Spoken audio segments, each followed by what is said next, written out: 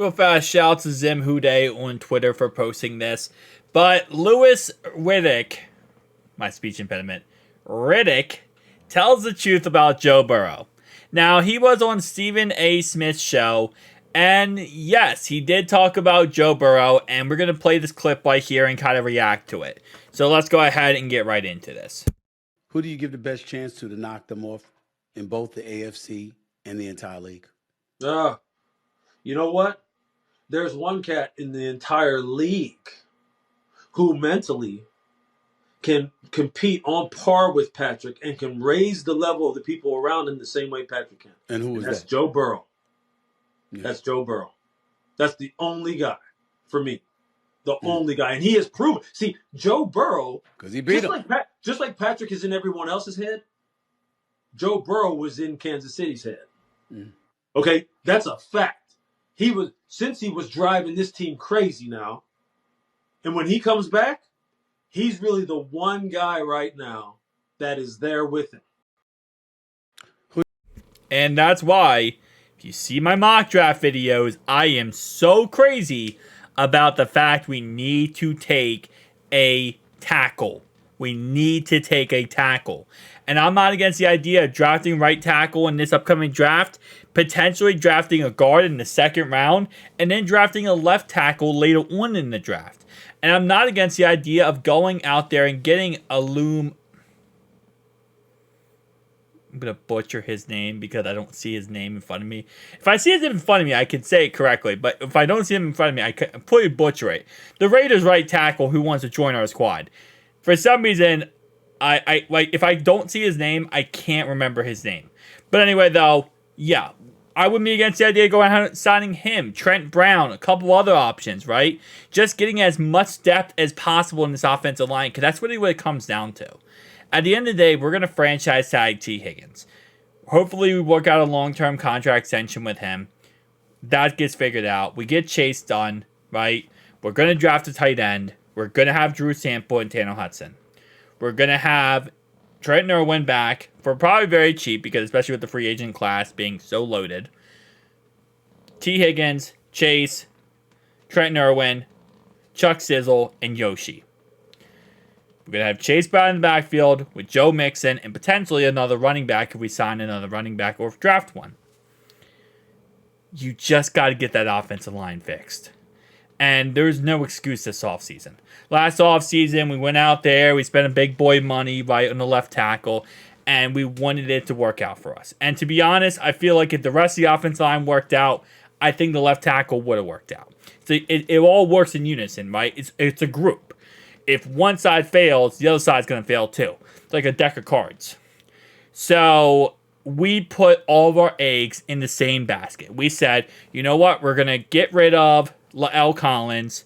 We're going to cut him. We're not going to keep him as backup or insurance. And we're just going to go out there and have all of our eggs in the same basket that Jonah Williams is our guy. And when you do that, you're setting yourself for failure, and that's exactly what we did. We set ourselves up for failure. Cordell Volson didn't blossom. Neither did the right tackle, Jonah Williams. So we now need to regroup, right? Figure this out. Draft the right tackle. Get a veteran backup. Draft a left guard. Have a rotation / competition. Orlando Brown will be another year in our system. You figure out that offensive line, everything else works out. You might say, well, what about DJ Reader? What about our defense? That all works based on how efficient the offense is. Yes, we're going to have to hit on some of our draft picks.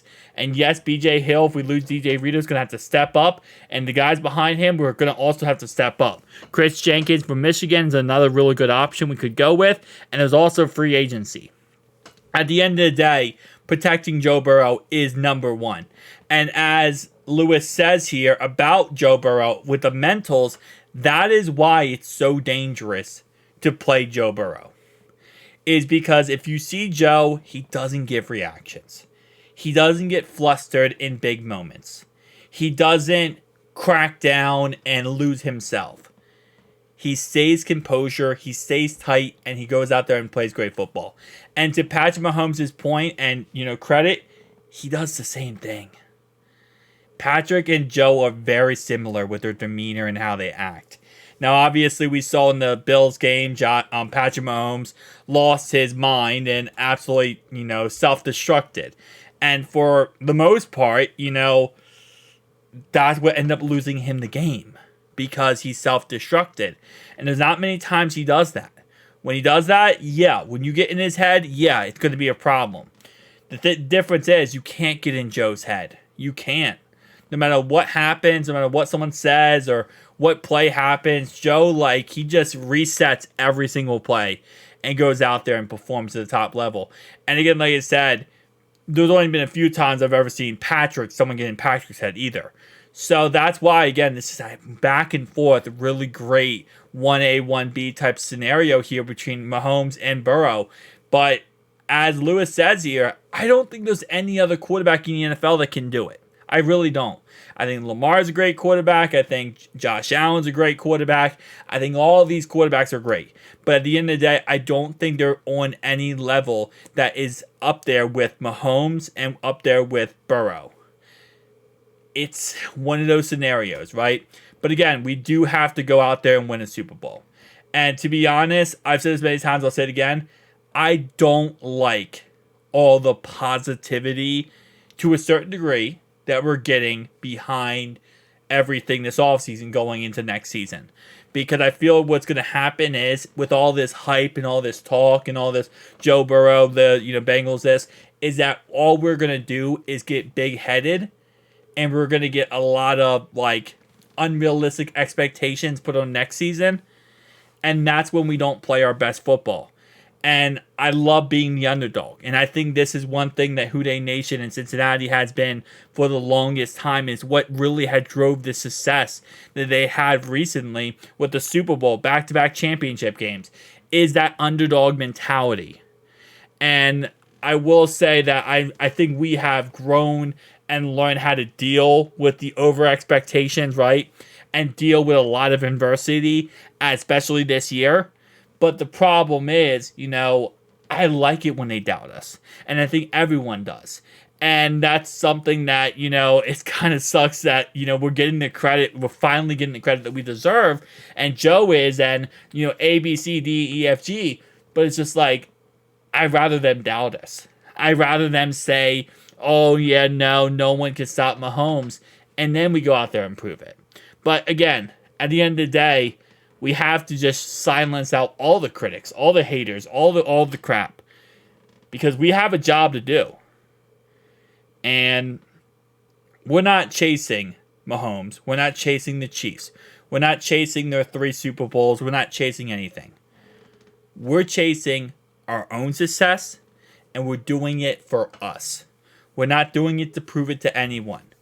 We're not going to prove to anyone that this, and this. No. We're doing it for us. And I think that's something we have to take a step back. And I fall victim to it a lot, right?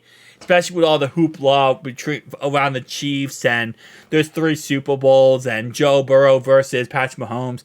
But at the end of the day, you can't chase somebody. You can't chase someone else's success and try to be like, oh, well, look, because you're never going to beat it. Even if we have more Super Bowls, you're just chasing someone else's dream.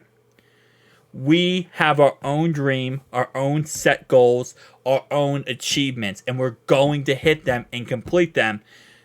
We're not worried about anyone else. And I think that's something we have to kind of gear toward. I know the team has already done that, and a lot of the fan base has always done it. And I'm kind of speaking a little bit of myself too, I'm speaking a little bit issues of myself here. Whereas sometimes, you get too much in the riled up mentality of the fans and the Chiefs fans and all this stuff. And I'm realizing this more and more as days goes on. It's just we can't focus on that. Congratulations, Chiefs. You won the Super Bowl back-to-back times. Awesome. Good job. Our job is not to stop them from three-peating. Okay? We're not here to stop them from three-peating. That's not our goal. Our goal is not to make sure the Chiefs don't win another Super Bowl. Our goal is to get ourselves Super Bowl and worry about our Super Bowls, right? Not them. they can do whatever they want in La La Land. And our success, and as we hit our goals and we achieve our goals, that's going to also stop them from doing that kind of stuff. But we'll focus on us. This is our year. This is it. This is our off season to get it right and fix the problems. Who they out.